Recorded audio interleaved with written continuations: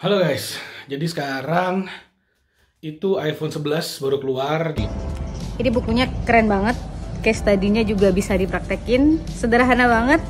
Terus semuanya nolong banget deh untuk yang mau mulai marketing dan branding.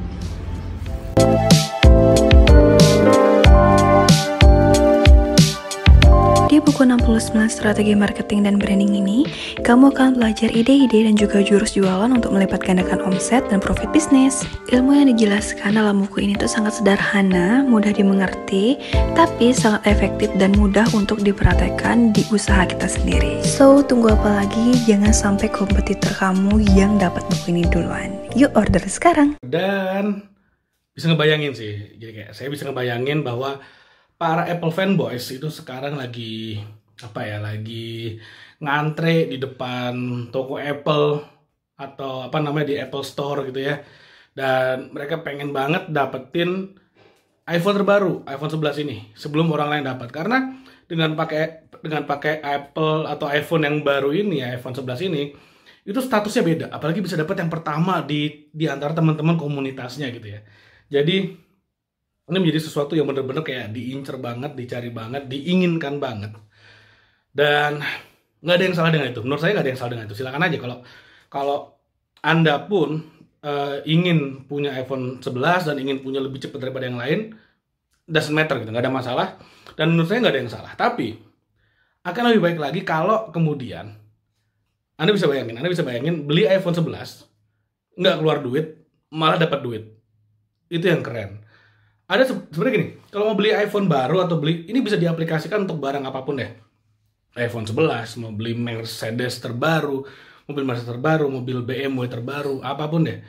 Itu bisa diaplikasikan apa yang mau saya share kali ini. Jadi, goalnya adalah gimana kita bisa beli barang-barang yang konsumtif dan nggak keluar duit, malah dapat duit gitu pada saat kita membelinya.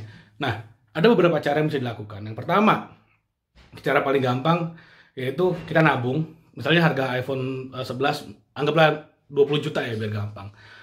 Kita nabung nih sebulan sejuta, 20 bulan kemudian, dan hopefully 20 bulannya itu adalah sekarang gitu ya. Kita punya 20 juta, kita ambil, selesai. Nah, itu yang pertama. Cara beli iPhone, cara beli barang konsumtif yang pertama, dan itu adalah menurut saya cara yang paling primitif gitu ya. Cara yang paling primitif, cara yang paling gampang. Kita tinggal nabung aja. Tapi kita kalah di waktu sebetulnya.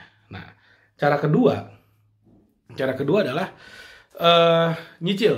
Jadi kita beli iPhone, misalnya harganya 20 juta, mungkin DP 5 juta gitu ya, sisanya 15 juta dicicil.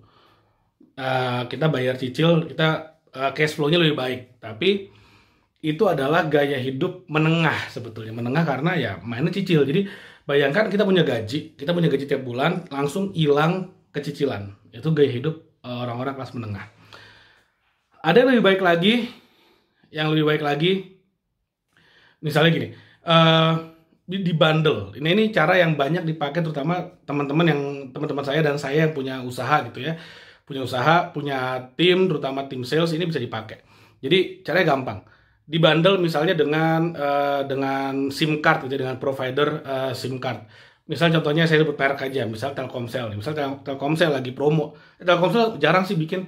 Yang sering itu biasanya ini Satelindo, Mentari, itu dan XL, yang XL prioritas ya biasanya. Itu misalnya di bundle. Misalnya kita bisa punya iPhone 11 tapi kita selangganan pakai kartunya mereka pasca bayar itu selama 2 tahun, 3 tahun misalnya. Jadi kita dapat handphonenya, dan itu udah berikut dapat nomornya selama 2 tahun, 3 tahun dapat paket data kayak gitu. Yang enak adalah ketika paket data ini kita bisa kasih ke tim kita. Jadi dipakai untuk operasional bisnis, sedangkan handphonenya buat kita. Itu kan oke banget gitu ya caranya. Nah, ada cara yang paling menurut saya ini paling ultimate, paling oke banget. Jadi kita bisa beli dengan passive income kita. Ini adalah cara yang orang kaya belinya pakai cara ini. Orang kaya mereka dapat gajinya itu diinvestasikan, hasil dari investasinya atau passive income-nya lah yang kemudian dipakai untuk beli barang konsumtif, termasuk iPhone 11. Bayangkan kita punya passive income misalnya contoh 5 juta sebulan. Ya udah, nabung passive income 4 bulan, dapat tuh iPhone. dapat tuh iPhone. Asumsikan harga iPhone-nya 20 juta. Artinya apa? Artinya sebenarnya kalau kita ingin kaya, kalau kita bener-bener ingin kaya, goal-nya adalah bangun satu yang namanya passive income. That's it gitu loh. Bangun passive income-nya, fokus di passive income, fokus di passive income, fokus di passive income. Ketika passive income-nya udah gede, terserah mau beli iPhone kah, mau beli iPhone-nya 10 biji kah, selama passive income-nya cukup, why not gitu. Kenapa enggak? Yang jadi masalah adalah ketika orang-orang gaji dipakai buat belanja. Buat belanja yang konsumtif, yang ketika barangnya masuk ke kita dapetin barangnya, harganya turun. iPhone 11 sehebat apapun barangnya, tahun depan harganya udah nggak segitu lagi kok. Sehebat apapun, bahkan kalau perlu tahun depan udah keluar iPhone yang baru, sehingga iPhone yang lama ya udah kayak jadi barang museum aja kayak gitu. Ini kayak, tapi bayangkan kalau kita udah punya passive income, yang passive income itu bisa beli handphone baru setiap saat. Bayangkan, misalnya kita udah punya passive income 20 juta sebulan, ya udah tiap bulan keluar iPhone baru, ya bodo amat, beli aja terus. Toh yang beli passive income kok. Itu baru cara yang benar kalau kita ingin belanja ala orang kaya. Belanja ala orang kaya bukan berarti kita boros seboros-borosnya, enggak. Orang kaya tuh bukan orang-orang yang beli mobil ini, beli mobil itu, keluar uang miliaran buat beli mainan yang berupa mobil, koleksi gadget, enggak.